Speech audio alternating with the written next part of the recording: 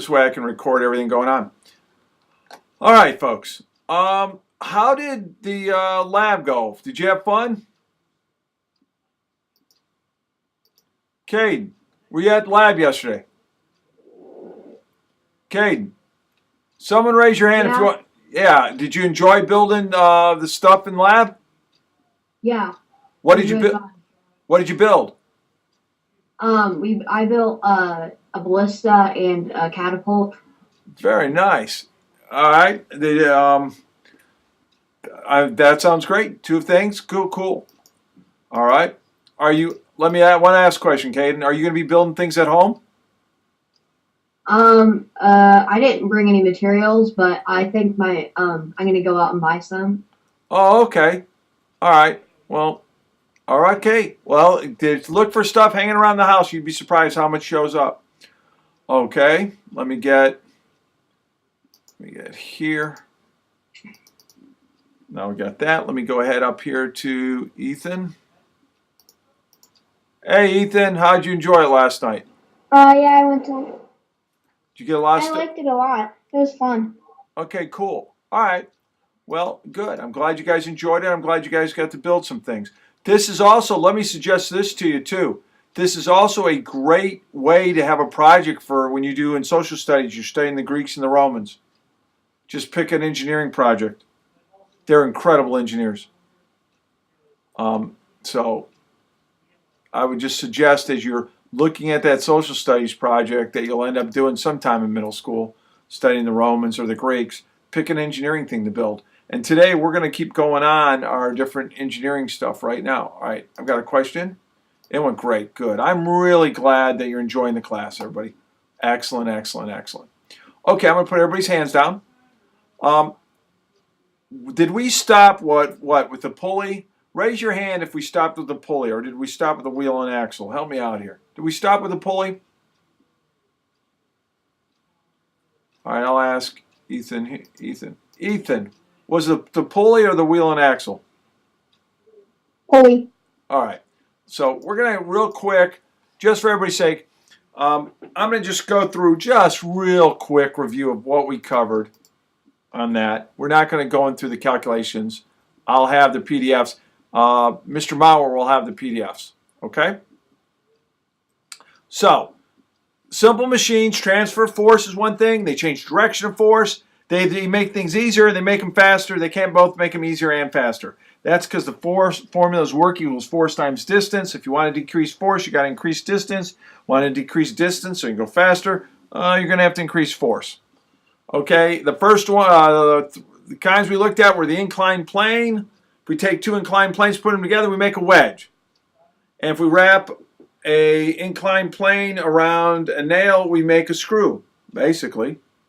And then we looked at levers. There are three classes of levers. We did that. First class, second, and third. And I'll show you what those look like. Let me go ahead and pull the slides. So there's an inclined plane. There's a wedge. Two inclined planes together. There's a screw. This pitch, this difference between the threads is that mechanical advantage.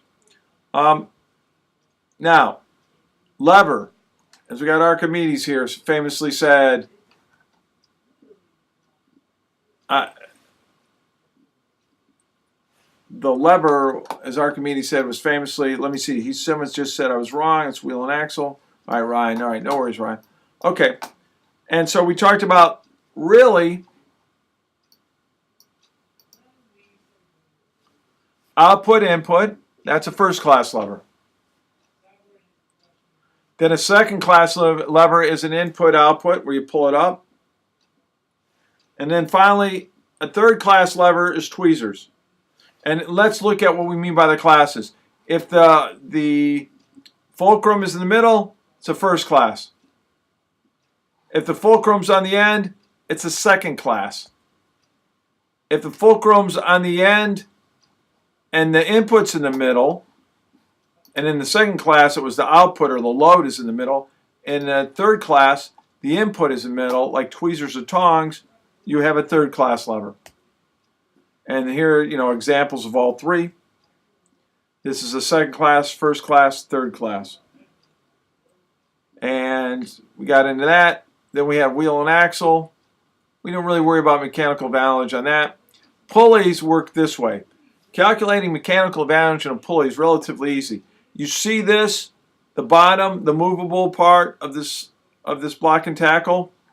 Well, whatever lines hold that, go right to that block and tackle is your mechanical advantage. So this has 2 lines, mechanical value of 2. This has 4. 1, 2, 3, 4. It's got 4. This one has 3. Those are the mechanical advantages. This one has 6 because there's 6 lines. You don't count the line you're pulling on, you're counting it that way. I used to do a lab where I'd pull myself up in a tree with a pulley. All right? And you can do that. Now understand, to get all that rope, you really have to pull a lot of rope to get going anywhere. All right? And so that was asking, what's the mechanical, real quickly, folks, what's the ideal mechanical advantage of this pulley? If there's 2 ropes there, what is it?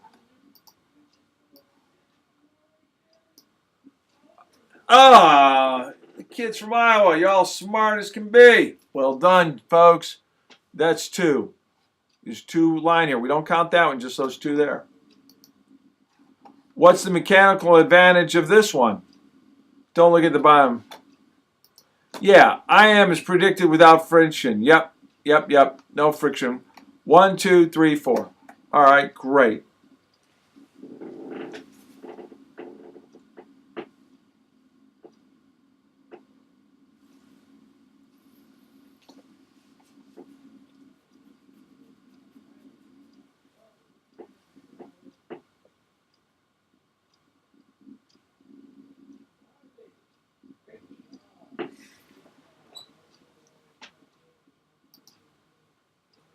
All right. Now, you've got pulley. So we've done the simple machines. Let's talk about some other cool technologies. 150. I'm not sure where you came up with 150. You don't add those values up.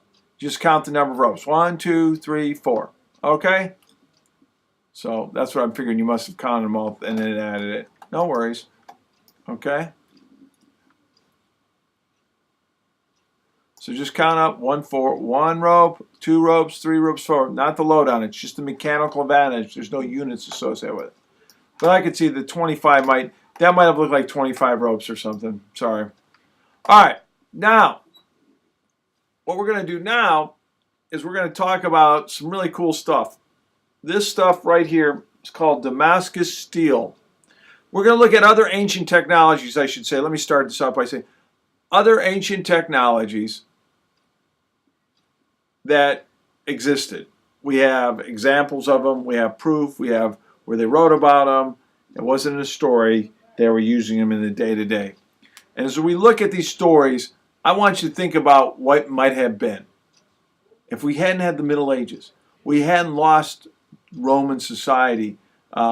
Eastern Roman Empire survived in the Byzantine area, but they were almost under a lot of constant threat. Just imagine if Rome would have stayed intact from Italy to Constantinople.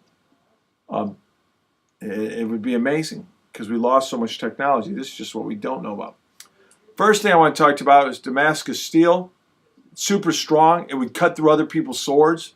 It kept an edge, and it was flexible as well as strong. We've looked at the swords because we have them left over, and there's actually a little bit of carbon nanotubes in it. We don't think they necessarily understood that.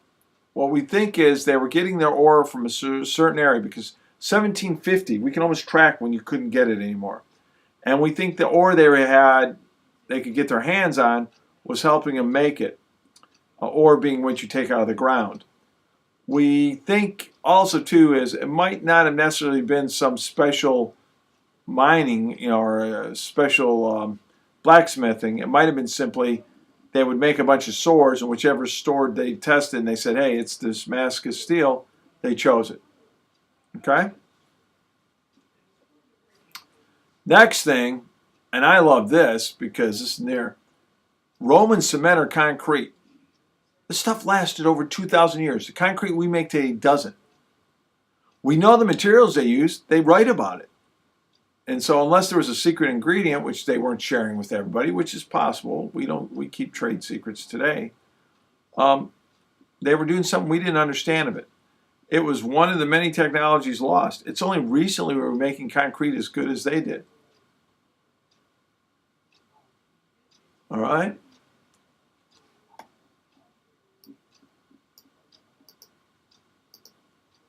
A famous one is Greek fire. Yeah, this guy right here is throwing a flamethrower. We think they're making what we'd call the equivalent of napalm. We reinvented it in the 1940s. So, you know, napalm is what we dropped. It's nasty stuff. And it uses materials that you use to make an asphalt, frankly. And they can make it burn.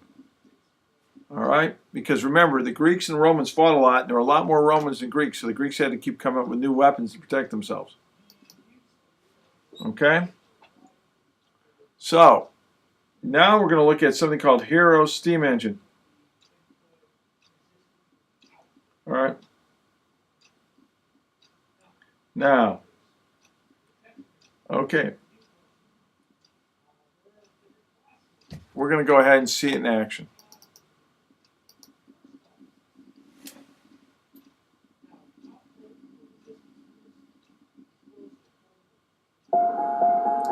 We're going to skip the ad now. Watch. Watch this.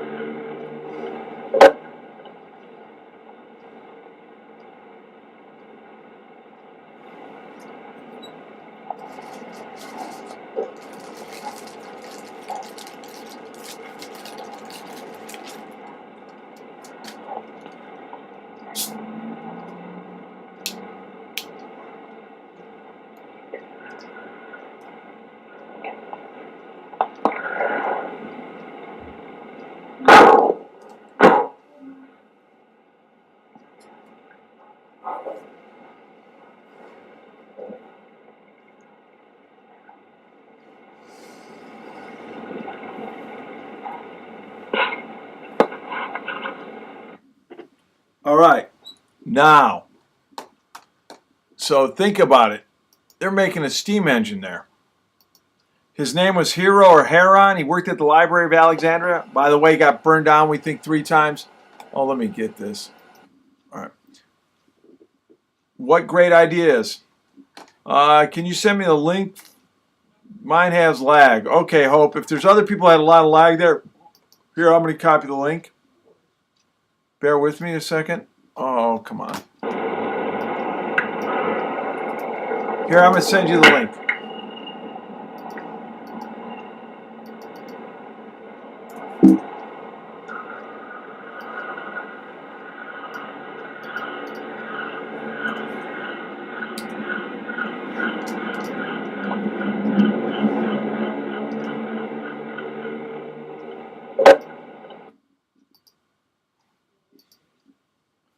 I sent that link to everybody. If you want to save it, go ahead. We'll get you good to go, okay?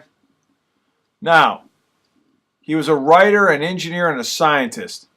He may have invented the first robot powered by falling weights. He might have invented the first robot. It was powered by, let me put that, it was powered by falling weights. Okay? So, a really remarkable scientist, engineer, writer. All of his works are sure stored in the library, Alexandria, and look, we lost Alexandria. Next one, and this is amazing to me. Damascus, Baghdad battery. It actually produces weak current. And we built them, and we can reproduce it. Now it's only, it's 3 inches in diameter. It's not really very big. It's small. We think it was used in, which is probably good. If it got big enough, it could become a powerful battery and be a problem for people. We think it was either used in religious ceremonies because people could feel it, and also very practically, they might have used it in gold plating. So you got to wonder who started playing with this, and how did they develop it? All right. And you think about that. We just looked at that steam engine. If they discover steel, if they start adding some carbon to the iron they could make, if they would discover iron and steel down the road, that could have been a game changer. We might have gotten railroads 1,500 years earlier. Next one, this Roman cup was discovered. Apparently, they were able to grind gold and silver down to nano size, 1,000th of a hair. Your hair, imagine your hair made of 1,000 little hairs. That's the kind of size we're talking. They had used gold and silver, and it would change colors from red to green. So that, we only discovered that because scientists were looking at it under lights and it would change colors on them. We know, for example, the Vikings made a compass, and they used crystals that would gather light. So when the light was low in the sky, if it was cloudy, they still could get light. So they could use that with their sundial type compass, and it was as accurate as a modern compass. And we've been able to reinvent these. So very impressive bit of technology by the Vikings, and we don't always think of the Vikings. We think of them more like barbarians kind of thing. All right, so use crystals to amplify the light. We've been able to replicate that. In China, they actually we've discovered they had natural gas lines. They were mining for salt. Salt was very important because it was how we preserved food. And as they would dig for salt, they would find gas, which caused explosions, had the same problems we had today. So they decided, hey, you've got this gas, it burns, what a great thing. So they were using it for street lights and those kinds of things. This is all, the ancients were doing this. So that's pretty cool. I think it is important right now to mention some stuff that honestly you hear about from people we have nothing to back it up. They find these in South America, and they look like what you would say maybe it's an airplane. But these societies where these were found made birds of all kinds. Birds played a very important role in their religious beliefs. So they were making birds. Doesn't mean they were necessarily, they could be making airplanes, or could they just be making birds? Our guess is they were just making birds. All right? Obviously, we can't prove it, but you can't disprove anything. You can't disprove anything, frankly. You have to prove it. Amazing claims require amazing facts. So for you to say to me, well, that's an airplane, then I want to see somewhere in their written text how they made it. Because if they're smart enough to make an airplane, they would have smart enough to be able to describe it. Okay? They talk about finding a spark plug in ancient rock. Ancients had spark plugs. No, a spark plug was actually made in the 1920s.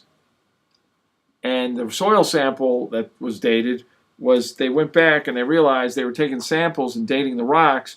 Well, part of their sampling, they got into an old junk pile.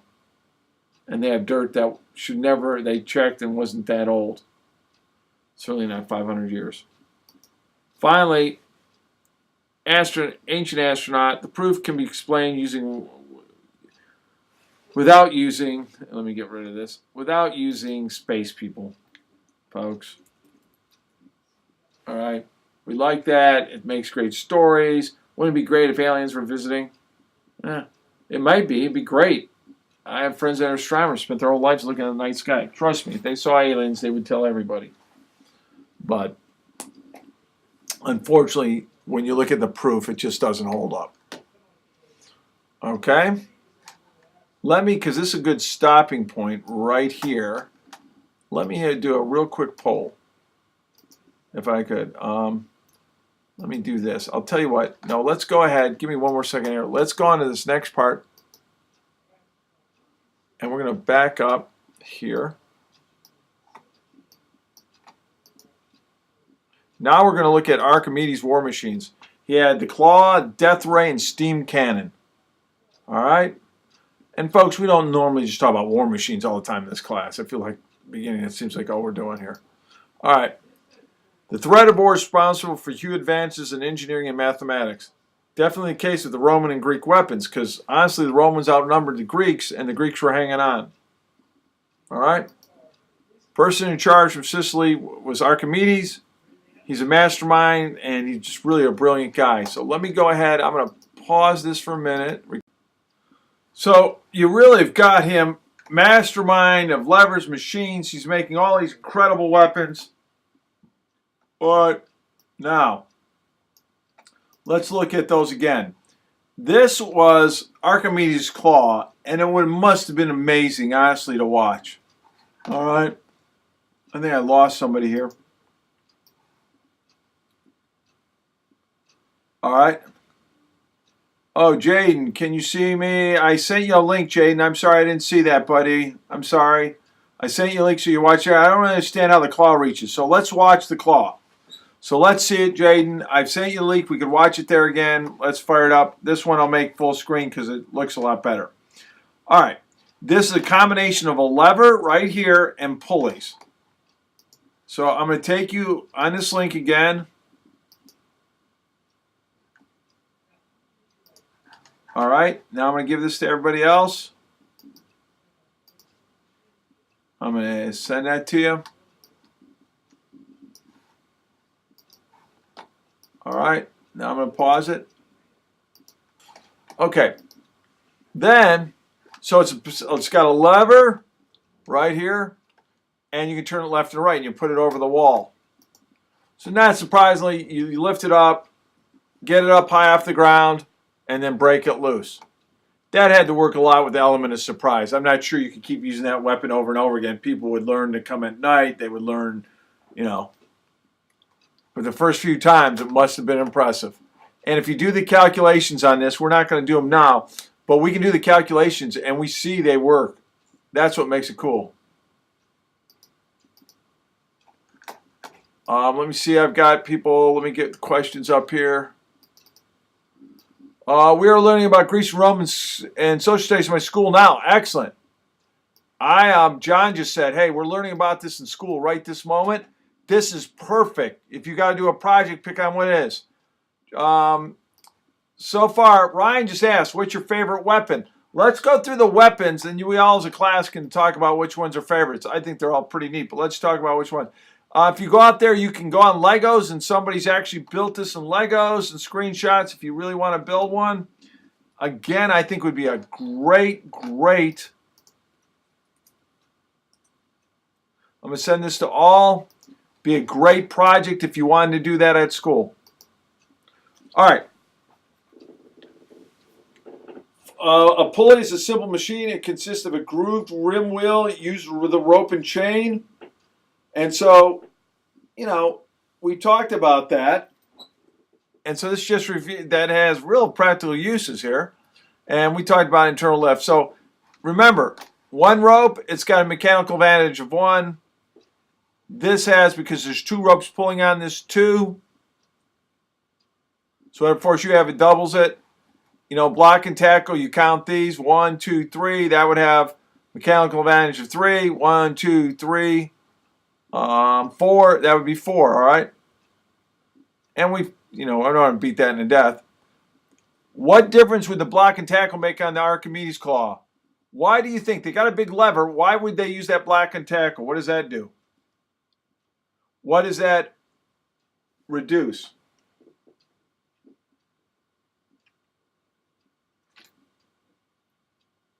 Guys, why would that block and tackle be such a useful thing on this?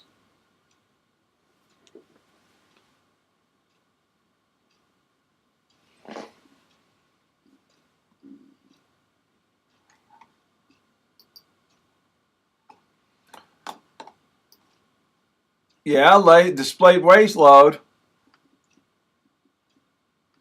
The weight, they would have to use, the weight wouldn't be lighter, but they would take less effort. So they would need fewer people or more force to lift a heavier object than they had planned. But it would be less people, because if you're in a fortress and you think you're going to go under siege, you're going to try to protect it with few people as possible. That old castles, they used to run very thin staffs, because that way if you tried to siege them out, they would just sit there and go on half rations, and they would try to outlast you. Okay, now that one is, so you have the block and tackle, you got a fulcrum to pull on it. Now, here is the Archimedes Death Ray. And, you know, that sun-reflecting super weapon, and we're going to get to that in one moment here. So here's the sun, you got a mirror, mirror, mirror, boom. Or mirrors or soldiers' shields, polished. It can't be perfectly spherical, you get different focal points. But if you can get people the more of a parabolic shape, see how it's not quite circular, it looks a little spin, then you can get it all to focus. So you can imagine them putting a old ship, anchoring it out there, and then getting all the soldiers standing there with their shields and saying, okay, let's practice this. And then he would do his calculations to have an idea where it is. Again, you know, how many times could they have done that? I don't know. It'd have to be a big ship, maybe anchored out to sea, and then put it to fire. You know, or do you get it such a hot ray that once you get everybody moving as a group, you could light people up? I do know we can use it to do lots of things, as in cooking with it. All right? Or if you look at these black rails that go down here, we use this parabolic. We concentrate all the sunlight on that oil. It heats it up, like right here. So all the light's going on that. Gets super hot, turns the turbine generator, and we make electricity. Because ultimately, all we ever do is a lot of times heat up water. But we use oil so we can get really, really hot. That heats up water, that turns the turbine. Okay? Or we heat it, the oil up, and we turn the turbine with the oil itself, depending on the design. And then, you know, here's concentrators. You take all that heat, you run it into there. That changes it from sunlight to electricity, and we fire it out that way. So we keep using the same techniques. Look at all this tower, all these mirrors pointed at that tower. That's just what he did. How cool is that? And again, we're heating up oil, we're moving a turbine to make electricity. So, in my mind, that's pretty amazing. And then, and there's his notes, he wrote this, he made a steam cannon. Think about that. He's going to send out projectiles through steam. So, here's his reservoir of water. He injects it there. He's going to put water in there and then close it down. Water's going to heat up. With that valve shut off, it's not going to get back here without too much pressure. It's going to get really hot, and then fire that ball out of there. Because remember, if we add heat, you got a solid, you get a little bit of warm vibration go, you get a liquid, a light, you get a gas. Hey, real quickly, if you would, raise your hands for me. I'm not going to take the time for a poll right now, but if you would, raise your hands if my pace is okay. Raise your hand if you think the pace is okay. Okay. All right. Well, most everybody said. I won't even ask if I'm too fast or too slow. We got about everybody saying yeah. All right. So think about matter and think about how this cannon's got to work. Also think, again, if they can get iron manufactured and learn to add a little bit of carbon to it, they have steel. If you start making steam cannons, you're on your way to making a locomotion. All right. So If the temperature of the container is increased, the pressure increases. Start to heat this up. These start moving back and forth all over the place. Now we start getting real pressure. It goes from 1 atmosphere, which is normal, to really hot. So say this is ice, this is water. It's really getting hot. Got another quick video here we're going to show you. Let me go ahead, pause this. So, as someone just said in here, let me look at the name. John said, this dude was a flippin' genius. Yeah, Archimedes was a flippin' genius. I don't think we get an argument there. Ryan asked, hey, could those cannons blow up when they were trying them out? I'm sure they did. I'm sure as they were experimenting, how much pressure. And you know how you're hanging out with your friends and you add some heat and the ball goes farther. What's the first thing you're going to try to do? Let's see, if we heat it up more, we can blow it up more. And then they did until it blew up, until it, exploded on everybody. So, again, steam would get replaced by gunpowder, but you could make a cannon out of that. So, all right, I'm going to do a quick question of this. You can only vote for one just because it's going to be fun. Let's see our ratio of this. How many people vote for the claw as the coolest Archimedes weapon? Raise your hand if you think the claw was the coolest one. All right. 3. I'm going to count down to 3, 2, 1. No more voting on that one. We'll put our hands down. How many people? Oh, okay. I'm going to put everybody's hands down now. Keep your hands down. How many people thought the solar weapon, the ray gun, basically? How many people like the sun rays being focused? Okay. That one was real popular. All right. And then how many people like the heating up the water? All right. We got one for that. All right. So we had 18, we got 18 hands. By far, the majority of people liked the solar, the solar ray gun here.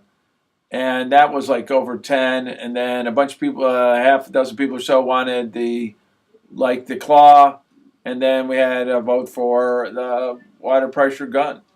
So, like you say, a very amazing guy inventing this stuff without the zero. They didn't have a zero at that time. So it really put them back. Because zero really serves, it not only gives a place, we go 1, 2, 3, 4, 5, 6, 7, 8, 9, 10. We added a zero. 91, 92, 93, 94, 95, 96, 97, 98, 99, 100. Zeros allow you to keep getting bigger and bigger. Zeros also mean nothing. So how do you count with nothing, kind of thing? So it's a hard concept. Once you start using it, it's an important, good concept. But they didn't have it. And so that held up their ability to do some of the math. Now, it was discovered in the Middle East, zeros were. So sooner or later, it would have gotten over to Rome if the empire had lasted. All right, now, and we can talk about reasons why it's good the Roman Empire didn't last either. All right, a steam engine really is the same concept. And it's just you take high pressure steam in, you drive, it expands, drives the piston, forces some exhaust gas out, and then you drive back in. It goes back and forth over and over again. All right, and then this rod that's getting moved, that's what's going to do work. So also, we talked about this with solar, but this is basically how you do electric generation. We have in Charlotte, we have a nuclear power plant, we have coal, we have solar, we have all kinds of things. So you take water, you heat it up, it gets super hot because you got it under pressure. It spins this. That makes generator to make electricity, and then it condenses down and comes out. In our case, it goes back into the lake. All right, in what's called Lake Norman. Okay, any questions on this? We would be, next we go into Google Sites, and we may even try to do that right now.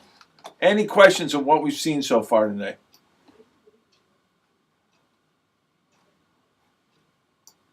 All right. Now, and you're right, Archimedes rock. So if you're doing a social studies project, see if you can do it on them.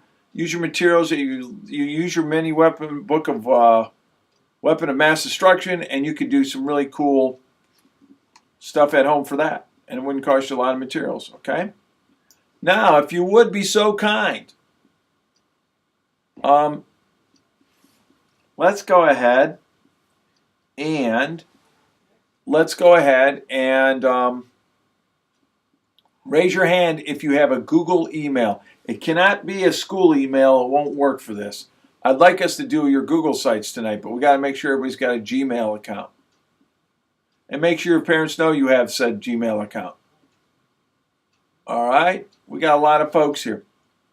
Okay. We're going to go now, and I'm going to pause this a second. We're going to bring it up, but we're going to go to Google Sites here.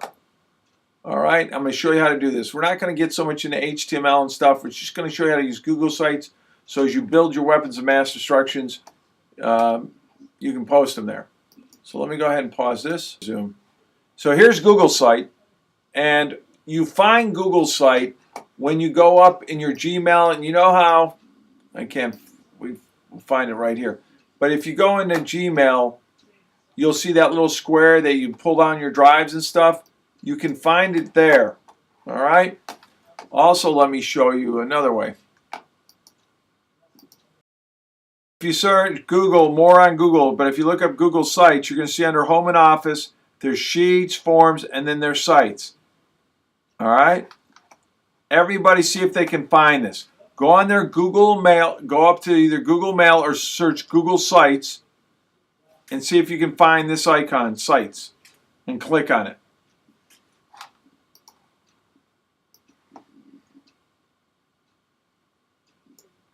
Oh, thank you very much. Hope says, Mr. Morrow said we had a page to our school post. If that's the case, then don't do that.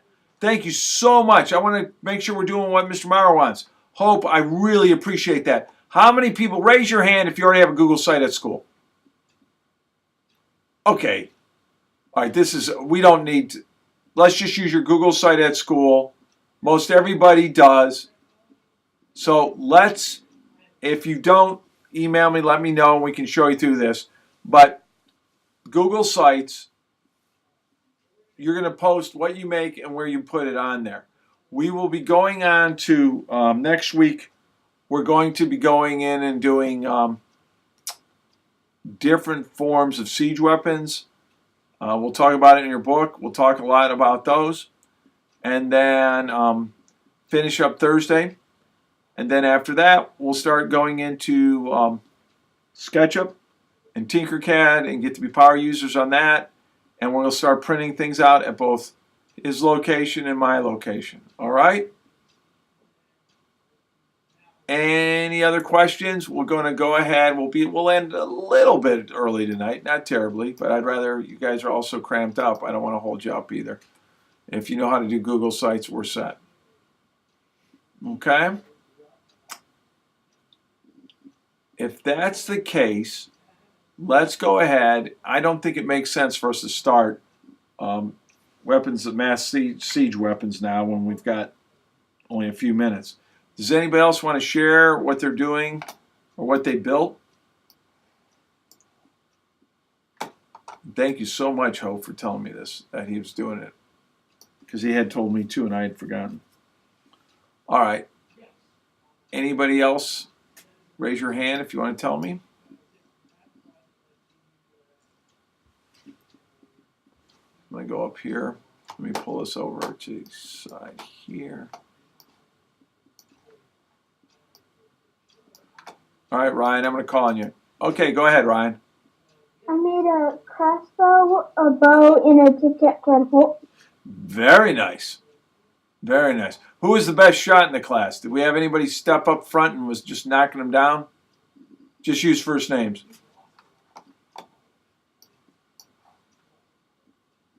All right. If we had anybody who thought they were doing shoot, it's great. If somebody else built some more things, let us know. If you would, if you've got a picture of your device, share it with me so we can go ahead and I'd like to see it. I'm always excited when I see people building this stuff. Okay, well, it's 7:24. I'm going to go ahead and stop class now. There'll be times in the future where I run a little late on class. I don't want to do that to you right off the bat. Okay, folks? So you have yourself a great weekend, or great Wednesday, I should say. Great Wednesday. You had lab. I'll see you back here next Monday. I will post this. I'm going to start uploading this, and I'll have it up there later today, as well as the PDFs. Okay? And there's people's, let me see what they're saying as we get out of here. We will have a great day. You all have a great day. Take care, folks. Bye-bye.